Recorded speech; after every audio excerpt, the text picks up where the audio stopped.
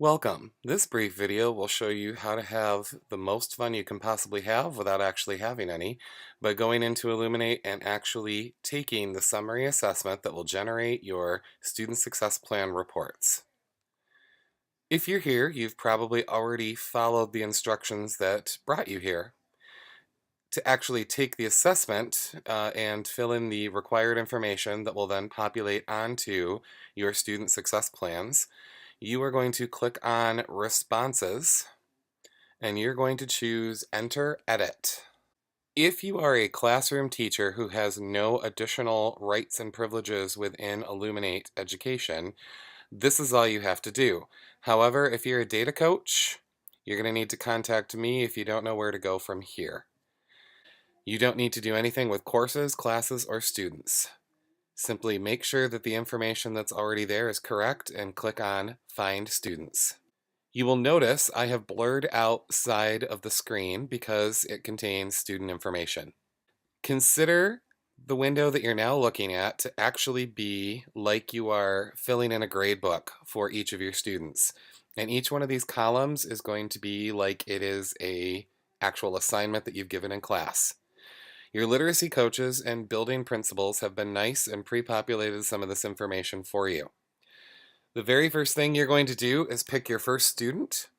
I am actually going to scroll down to one of my students, my daughter, who is in this particular class, and you simply start typing in the information that is required.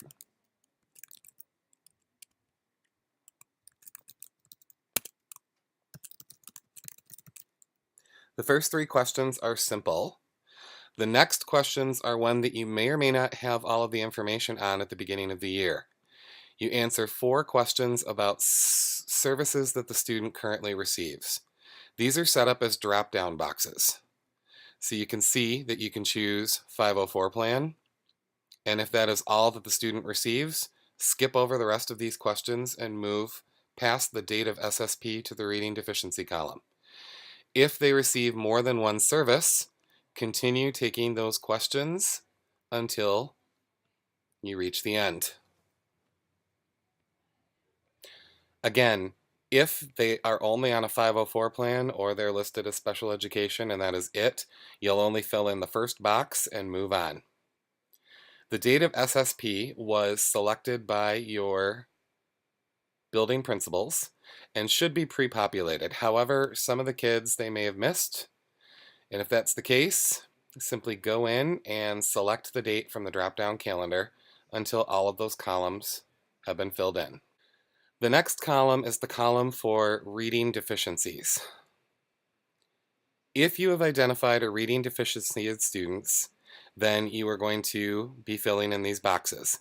If your student does not have a reading deficiency, you are going to skip to the very end of the interview for that particular student. In this case, we're going to pretend that my daughter has a comprehension issue. So I selected comprehension from the drop-down box and I moved over to the next column. We're now going to say that for her comprehension problem, we are going to do some one-on-one work with her. That is also in a drop-down box. She's going to need that intervention up to 5 times each week. So I choose from the drop-down box the number 5. As for the number of minutes, you're going to put in the number of minutes per day, per days per week that they're going to receive the intervention time for. On this first trip, you're going to choose the date that that intervention will start. If the interview is taking place on the 12th, in this case, it might make sense that the interventions will begin on the 13th of October. On this first go-around, you're going to leave the end date open because you don't necessarily know when your interventions are going to pay off and move her out of having a comprehension problem. You're going to choose the staff member that is responsible for providing the intervention. In this case, let's say it is a volunteer. And this is a spot for you to record some notes. As the year goes on, you will add to this spot with how the intervention is progressing. If the student that you are completing this part of the interview for has no further reading deficiencies, you get to scroll to the end. If not, you can identify up to 5 reading deficiencies. So let's pretend that my daughter also has a fluency problem, and then we're going to do some classroom instruction on that, and we're going to do it 2 days a week for 30 minutes. And we're also going to start that on the day after the interview has taken place. Because it's the fall, we cannot enter an end date. However, when you revisit this later on in the year, you may actually be able to say that your end date was November 24th and she was fine. You're going to choose the staff member that was responsible. And again, you're going to enter any current notes here, and you're going to add to it as the year goes on. You can do this up to 5 times for 5 different interventions for your student. When you've gone through and identified all of those things, you get to come to the end and choose the final review dates, the teacher final review dates, etc. When parents will be notified, the method of communication that was used to notify the parent, and whether or not the parent participated in the plan. At that point, if there are no other columns to fill in, you're good. If your parent has noted an objection, then in the parent objection column, you're going to type in the parent's objection. And for end of year status, that is again a column that you can't fill in until the end of the year, along with end of the year notes. You will have to complete this for each of the students in your class, but when you are finished, you are ready to move on to the final step. One final thing to note.